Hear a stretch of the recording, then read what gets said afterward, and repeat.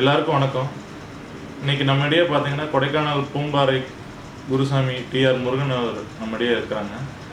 அவர்கிட்ட நம்ம அவர் வாழ்க்கையில் கடந்து வந்த பாதையை ஆன்மீகத்தின் வழியாக அவர்கிட்ட நம்ம நிறைய கேள்விகள் வைக்கிறோம். அவர் அதுக்கான பதில் நம்மகிட்ட சொல்லிகிட்டு இருக்காரு. ஒவ்வொரு வீடியோலையும் ஷார்ட்டாக அவர் நம்மகிட்ட விளக்கங்களை கொடுத்துட்டு வர்றாரு. இன்றைக்கி அப்படி ஒரு வீடியோவில் நம்ம கேள்வி கேட்குறோம். சாமி, இப்போ பார்த்தீங்கன்னா நீங்கள் ஒரு தீவிர எம்ஜிஆர் ரசிகர்னே சொல்லலாம். நான் உங்கள்கிட்ட பலதனை வச்சு தெரிஞ்சப்போ என்கிட்ட ஒரு சமயம் சொன்னீங்க, எம்ஜிஆர் அமெரிக்காவில் இருந்து சிகிச்சை பெறப்போ அதை உங்களுக்கு கடவுள் காட்டினாருன்னு சொன்னீங்க. அவரோட இறப்பு உங்கள் கிராமத்துக்கு தெரியறதுக்கு முன்னாடியே உங்களுக்கு முன்கூட்டியே தெரிஞ்சதுன்னு சொன்னீங்க. நிறைய விஷயங்கள் என்கிட்ட முன்கூட்டியே நீங்கள் சொல்லியிருக்கிறீங்க. அதை பற்றி கொஞ்சம் விளக்கம் கொடுத்தீங்கன்னா பரவாயில்ல. அரசியல் சம்மந்தப்பட்டு தோன்றுகிறோம். அதாவது ஆன்மீகத்தில் ஆண்டவன் அடிப்படையை கொண்டு போகும்போது இது அரசியல் மாதிரி கொண்டு போயிடுவாங்க. இது அரசியலுக்கு நான் எம்ஜிஆர் பண்ணுறேன் 72 கட்டிக்கிறேன். ஆனால் ஆன்மீக வழிபாடு வந்தோடனே அந்த இயக்கத்தை கொஞ்சம் நான் தவற விட்டு காவியஸ்தரத்தை தான் உருவாக்கிட்டு வரேன்.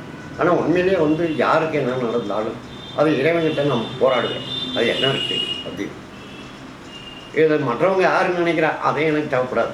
கடவுளுடைய வாய்ப்பு, கடவுளுடைய வழிபாடு, அதனுடைய அமைப்பு யாருக்கு வேணாலும் கேட்பேன். அது எம்ஜிஆருக்காக மட்டும் இல்லை. எம்ஜிஆர் உடல்நல சரியில்லை அப்போலோ ஆஸ்பத்திரி போகும்போது அவர் இறந்துட்டாருங்கிறது எல்லாருமே உலகம் எங்கும் சொல்லுது. ஆனால் நான் உண்மையிலே கடவுளை வழிபாடு, நான் எம்ஜிஆருடைய பிரியன் இல்லைன்னு மறுக்கலை. அது உண்மை. எங்கே தெரிஞ்சாலும் நான் எம்ஜிஆருடைய ரசிகனுங்கிறது எல்லாருக்கும் தெரிஞ்ச உண்மை. அப்போ நான் போராடி குழந்தை வளர்ப்புற கோயிலில் போராடி ஒரு தமிழ்நாடு ஒரு அமைச்சர், ஒரு தலைவர், இந்த நாட்டு மக்களை காக்கக்கூடிய தன்மானத்தில் உள்ளவர் இந்த நிலை இருக்குது. இது அவர் இறந்துட்டால் இந்த நாட்டினுடைய நிலைமை என்ன, அரசாட்சிகளுடைய தன்மானங்கள் இறந்துருங்கிற ஒரு ஏழைகளுடைய தொண்டு நிறைவேறணுங்கிறதுக்காக ஒரு தலைவருக்காக போராடினேன். அப்போ போராடி கேட்கும்போது நான் படுத்திருக்கும் போது நெத்திரையில் தூக்கம் கனவு கண்டேன். அது உண்மை, எனக்கு தெரிஞ்ச உண்மை. அது மனுஷன் நம்புகிறான் நம்பலை. நான் இதை பொய் சொல்கிறான்னு கூட சொல்லுவேன். அதை பற்றி எனக்கு அவசியமும் இல்லை. என்னுடைய தெய்வம், நான் போகும் பாதை, ஆன்மீக வழிபாடெல்லாம் நடந்த உண்மைகள். இதனால் எனக்கு மற்றவங்கள் எனக்கு பயப்படணும், எனக்கு அந்த எண்ணத்திலையும் இதை தொடலை. குழந்தை வேலப்பர் தெய்வங்கள் அந்த அணுகுமுறைகள் என்ன, தெய்வத்தை நாடினால் நம்பிக்கைகள் என்ன, தெய்வத்தினுடைய உதவிகள் என்ன. நான் குழந்தை வேலப்பர் கோவிலில் இருக்கேன், பூம்பாறையில் இருக்கேன். பூம்பாறையில் நான் பக்தி வழிபாடு நடத்துகிறேன். அதுக்காக அதவே இல்லை. எந்த தெய்வத்தையும் யார் அணுகுமுறை ஆன்மீக வழிபாடு எண்ணங்களில் அடிபடைஞ்சால் எல்லா தெய்வங்களும் எல்லா அவதாரமும் அவங்களுக்கு அந்த அணுக்கரங்கள் வழிபாடுகள் சொல்லும். இன்னைக்கு சித்தர்கள்லாம் அப்படி இருக்காங்கன்னா அவங்க ஒரே மூடு, சொத்து வேணாம் பணம் வேணாம் எதுவும் ஆசைப்படாமல் கடவுளுடைய நம்பிக்கையும் கடவுளுடைய கோரிக்கையை கடவுளுடைய நேரடி பார்க்கணும், கடவுள் மூலமாக வாங்கி பக்தர்களுக்கும் மக்களுக்கு வெளிப்படுத்தணுங்கிற எண்ணத்தில் தான் பல பேரும் சித்தர்களானாங்க, ஞானிகளானாங்க.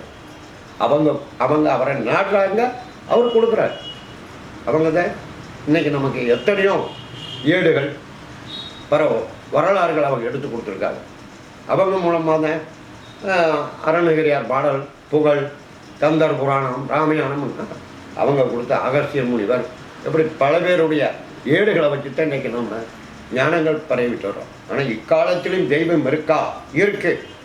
இது கண்கொண்டு பார்த்த உண்மைகள் இன்றைக்கும் இருக்குது. எப்பவும் கடவுளுடைய சக்தி இருக்குது.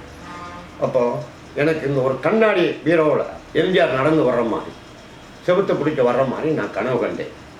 அப்போ எனக்கு ஒருவர் சொன்னார், இப்போ பேச முடியாதப்பா, எந்திரிச்சு நடமாட்டம் தான் முடியும், ஆனால் இப்போதைக்கு அவருக்கு சாவில்லைங்கிற கனவு கண்டேன். இப்போ மறுநாள் காலையில் கோயிலில் சாமி கும்பிட்டு என்னுடைய நண்பர்கிட்ட சொன்னேன், அவர் சாக மாட்டார், கடவுள் ஏதோ ஒரு பாக்கியம் கொடுத்தார். அப்போ கட்டத்தில் தான் நாங்கள் பாத யாத்திரைன்னு உருவாக்கப்பட்டோம். பூம்பாறையிலிருந்து பழனிக்கு பாத யாத்திரையாக உருவாக்கப்பட்டோம், அவருடைய நோய் தீரணும். அப்புறம் திரும்ப அவர் வெளியே ஜெயிச்சு முதல்வராக வந்தார். அப்போ இதே மாதிரி மாலை போட்டு, கொடுமுடிக்கு மாலை போட்டு நான் பக்தி வழிபாடு நடத்திக்கிட்டு இருக்கும்போது நான் கொடுமுடியை ஆரம்பிச்சிருக்கேன். என்னுடைய நண்பர்கள் பாத யாத்திரை தொடர்ந்து அந்த நேரம் எம்ஜிஆர் வந்து பல்கலைக்கழகம் என்ற ஒரு மருத்துவமனை திறக்கிறதுக்காக அழைப்பு விட்டுருந்தார். கிராமம் எங்கும் வண்டிகள் அனுப்பிச்சிருந்தார் அரசு மூலம். அப்போ என்னை கூப்பிடும்போது நான் வரலாம் பாடிங்க போயிட்டு வாங்கன்னு சொல்லி எல்லாம் தனித்து அங்கே போகும்போது, என்னங்க நீங்கள் தானே கட்சியில் முக்கியமானவர், எம்ஜிஆருக்கு ரொம்ப முக்கியமானவர், ஏன் போகலன்னு என்கிட்ட கேட்குறாங்க. நான் திடீர்னு என் நாவல் வந்துச்சு.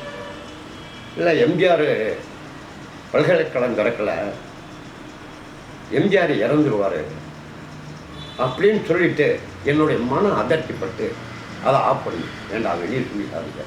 ஏதோ என் நாவலை திடீர்னு வந்துச்சு, என்ன நடக்குதுன்னு போயிட்டேன். அன்றைய இரவு என்னுடைய கிராமத்திலேருந்து ஊர் மக்கள் பூரா பஸ்ஸுகளில் போனவங்க பாதி வழியாக போகும்போதே எம்ஜிஆர் இறந்தாங்க.